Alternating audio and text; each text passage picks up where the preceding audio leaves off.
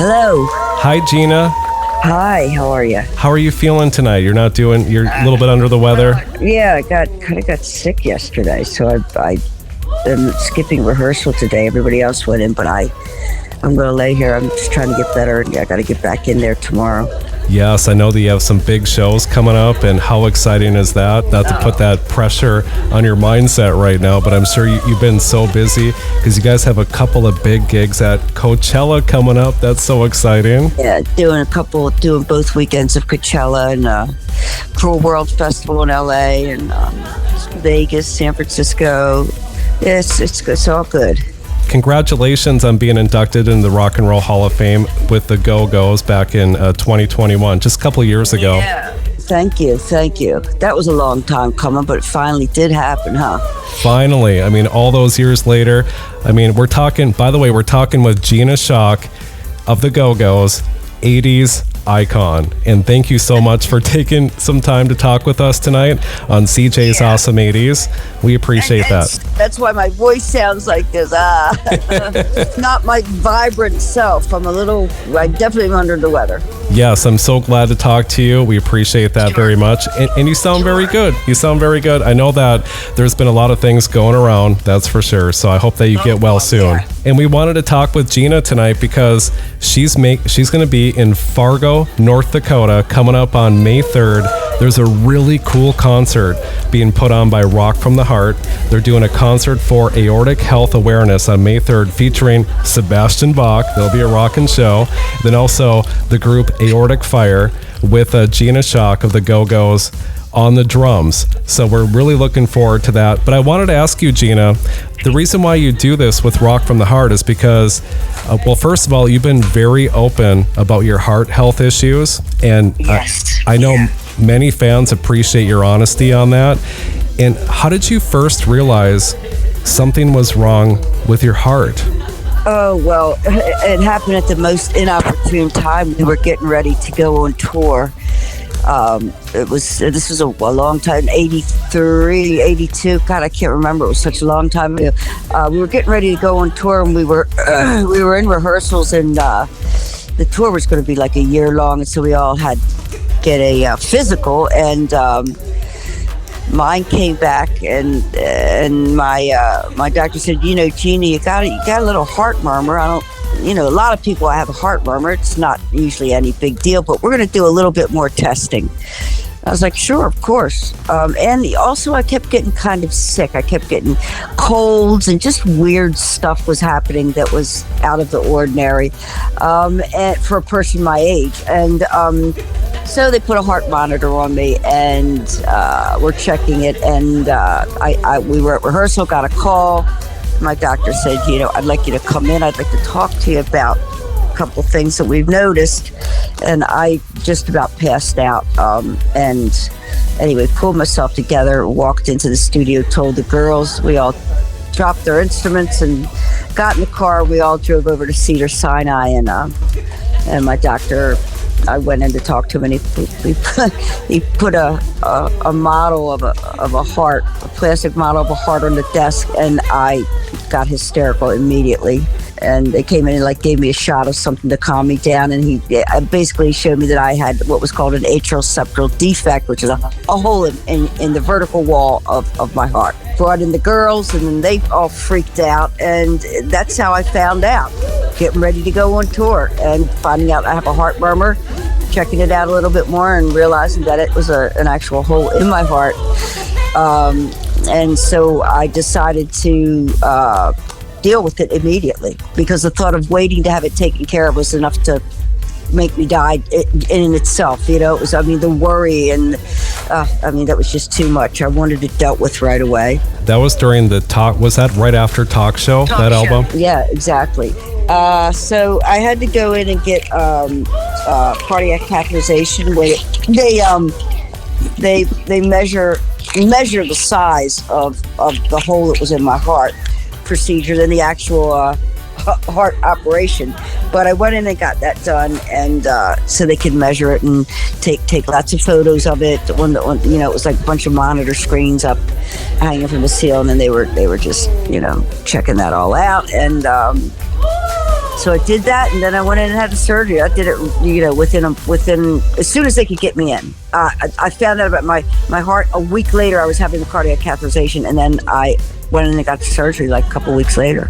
Wow, so you went in just for a routine checkup, and then you're in surgery 2 weeks later? About 3 weeks, I guess. So you go in there and you're thinking, and everything feels fine. I mean, you've been on tour. I mean, you were practicing to go on tour. You guys had a couple of big successful albums in the 80s. Beauty and the Beat, 1981. Then you had a big smash with Vacation, of course, too. Vacation was 82, and then Talk Show, I think, was 83 or 84. I don't remember. 84, I think. You're right. Yeah. And let's go back even further. 1978, Los Angeles. That's when the Go-Go's kind of came together around that time. The band was together for less than 6 months. And they were like a party band. It was a time in the LA punk scene when everyone just picked up an instrument and decided they could play. So everybody, LA was full of people that just picked up instruments, and then they had a punk band, because to play punk you didn't have to be a great musician, and that was the beauty of it, and the scene was thriving. I left Baltimore, and this is paid my dues, and I was ready to get out of Baltimore.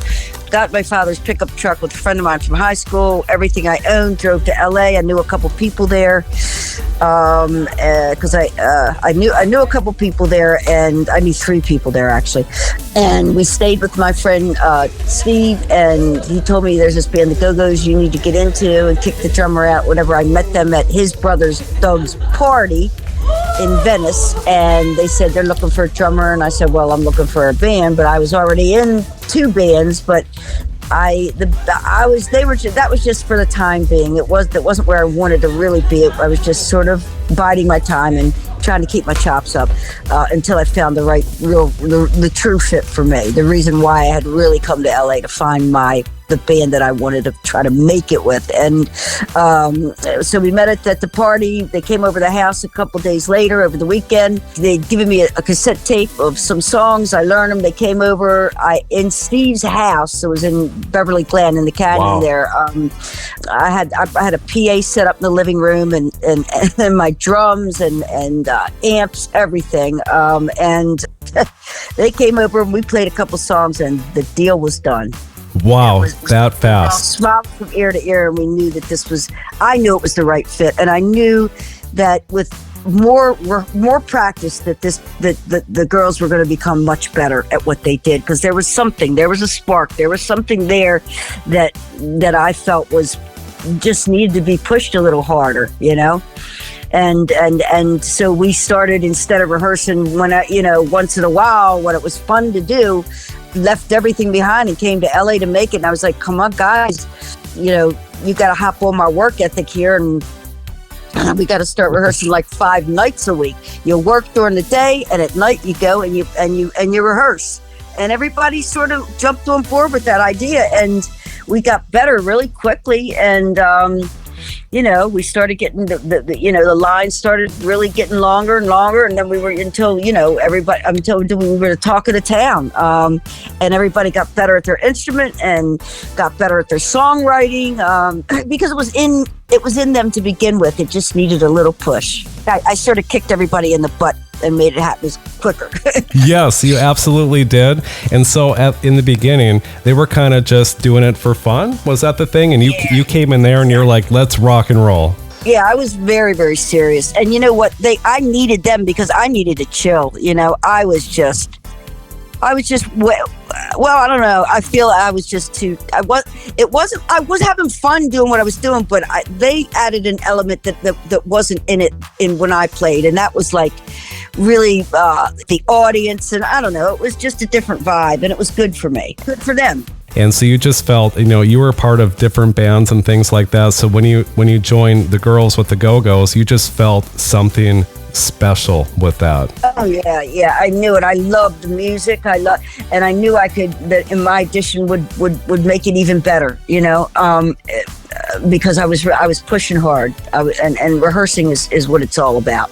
And everybody had what it takes. They just didn't need to be pulled out of them. And so you guys started working on music together, and then that's when Beauty and the Beat came about real early in the 80s.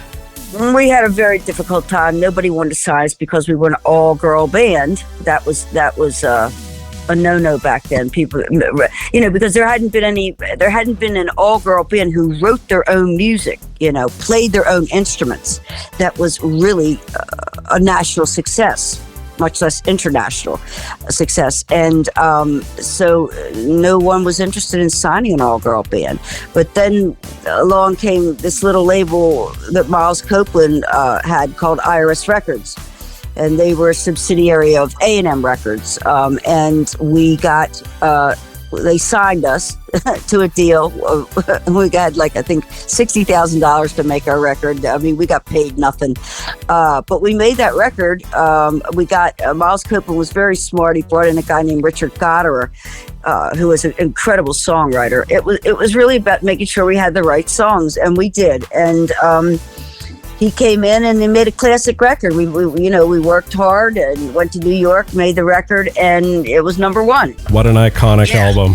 What an iconic album. And an album cover and the music videos on top of that. Yeah, well, they were like the first album. Any of those videos were made with leftover money from the police, because Miles managed the police.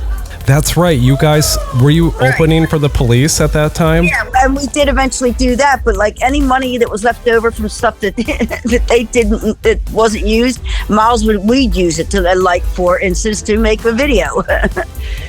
By the second record, we had plenty of money to do whatever we wanted. But that first one, that was a tough time, boy, a very difficult time.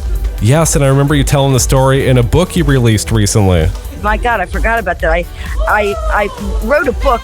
It wasn't meant to be. It was. I meant to put together a book of my photographs, because I had really chronicled the band with my photography, and then I wound up. The publishers asked me to write some stuff, which I had never written a book. But anyway, I wound up telling the story. With all the photos, which were from the beginning of the band, and all through up until 2020. So that book is called Made in Hollywood. Yes. All Access with the Go-Go's. And that tells our whole story, follows every single bit of it. And I'm really proud of that. And it took me 2 years to put that together. But yeah, I mean, there was so much in between. There's a lot of holes in what I'm telling you about our time in England and making the first single on Stiff Records and opening for Madness and opening for the Specials, all that stuff. Lots and lots of in between. Wonderful things that we did, but we were really poor in England.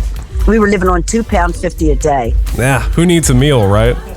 What a fun time though, the 80s. Yeah, the 80s were for us was a great time. It was a great time in music. Anything sort of goes. You could turn on the radio, and on one station you would hear reggae, and then you'd hear metal, and then you'd hear a rock song, and then the genres are all mixed up on one channel. It wasn't so segregated as it has gotten, It's it was a much different time. It felt freer. I felt like you were exposed to a lot more. You didn't have to look so far, so wide to find music. Of course, the internet has changed that, but I'm talking about strictly radio, I mean, that ruled the world for us. And MTV, which changed everything for us, certainly helped change the trajectory of our band. I mean, with MTV, that changed everything for bands. Next up was Talk Show, that was released in 1984, and back to the Rock from the Heart show. I know we've covered so many things too in this short time. We did, let's see, in 1990, we did Return to the Valley of the Go-Go's, which was really a fun record. It was a whole bunch of stuff.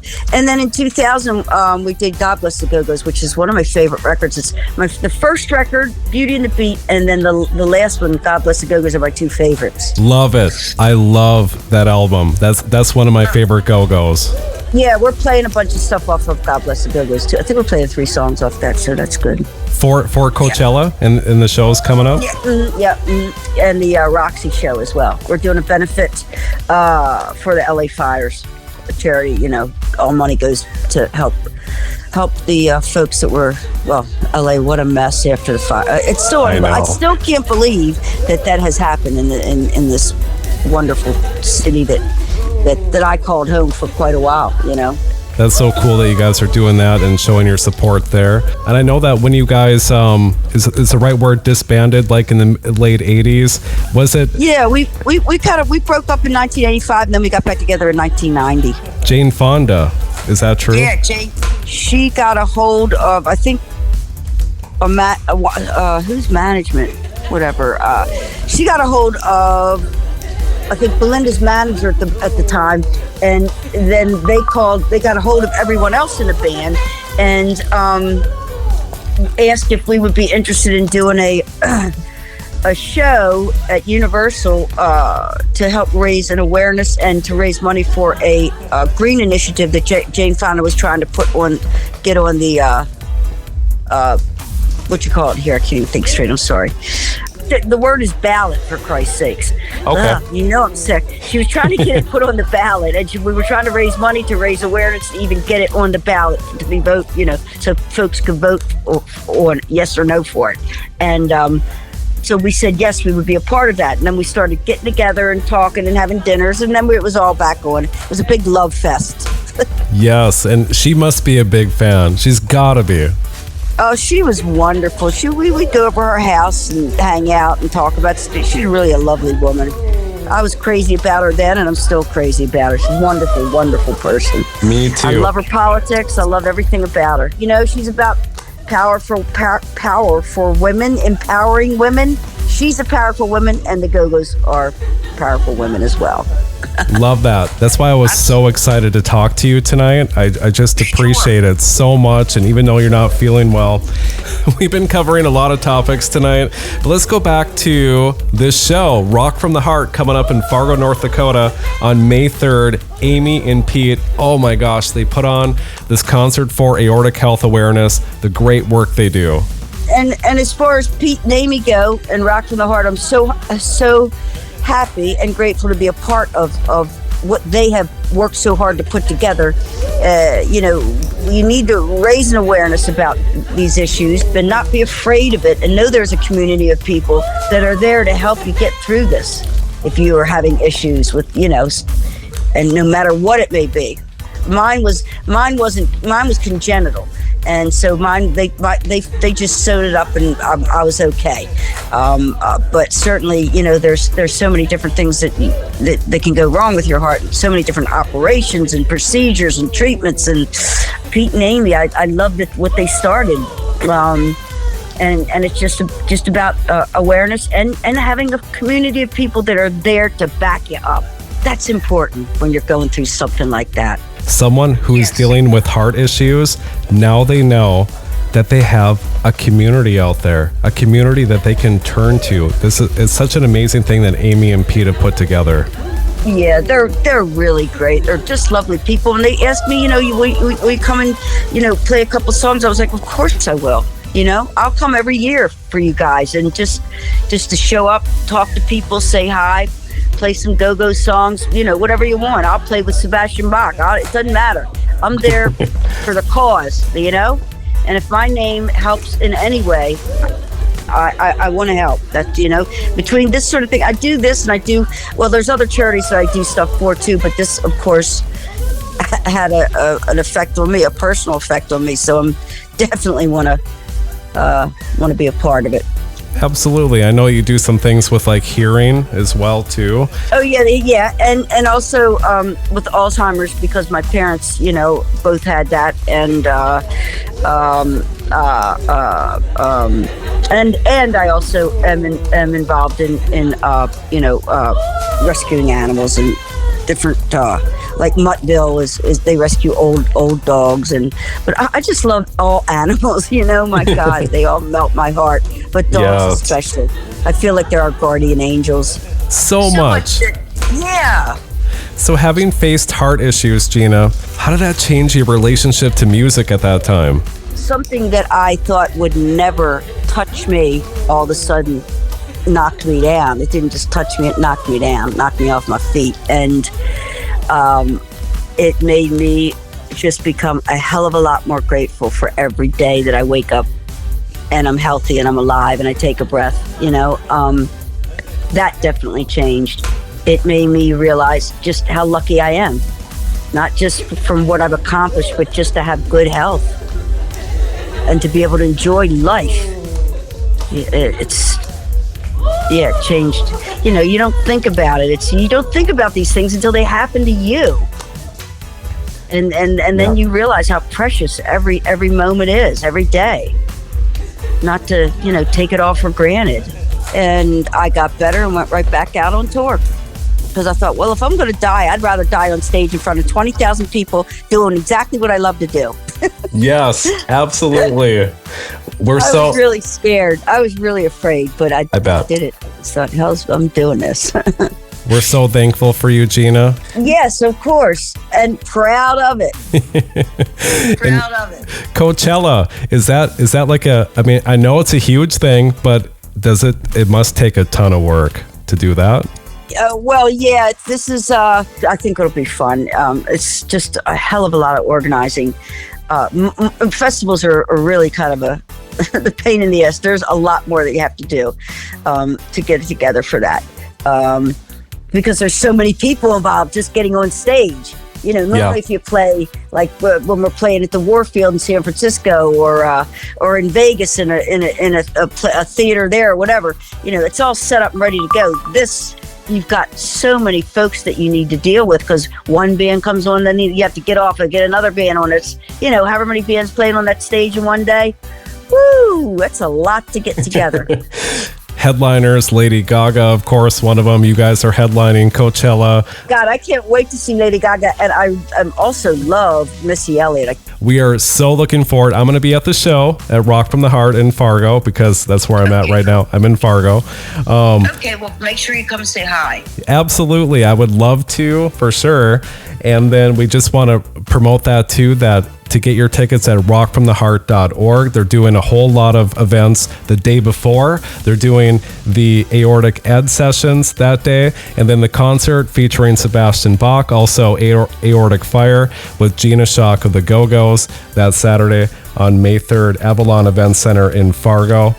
You know what, you guys, folks, come to this if you can. It'll be fun. It's a really good cause, and you never know when it can hit you. I just tell you, you just never know. So information is always important. It's always important to learn something. Just like you never think that, I would never think, oh my God, that, I'm going to have a problem, an issue with my heart. Oh, well, it happened to me. It happened to me. It could happen to you. Yeah, so I'm coming down up and have some fun. And then, I'm sorry I cut you off because I always talk over people. So how has it been with the girls? Back with the girls again right now. Oh my God, it's a love fest. We're having a great time. We are having so much fun. We really are. We have to take like an hour out of our rehearsal just for laughing and talking and carrying on. We're like a bunch of kids when we get together. It is so funny. Now all we do is talk about our aches and pains. I mean, Belinda's true calling is the Go-Go's. That's all I can say. She's never better than what she's playing with this band. She knows it. And we just look forward to seeing you, Gina Schock of the Go-Go's. I'll be there, and if anybody can come to any of our shows, do it, because it's going to be a great time. It's going to be fun. Thank you so much for taking the time to talk with me tonight. You bet, darling. And best of luck with Coachella, the other shows, and can't wait to meet you at Rock from the Heart. All right, sweetheart. Take care.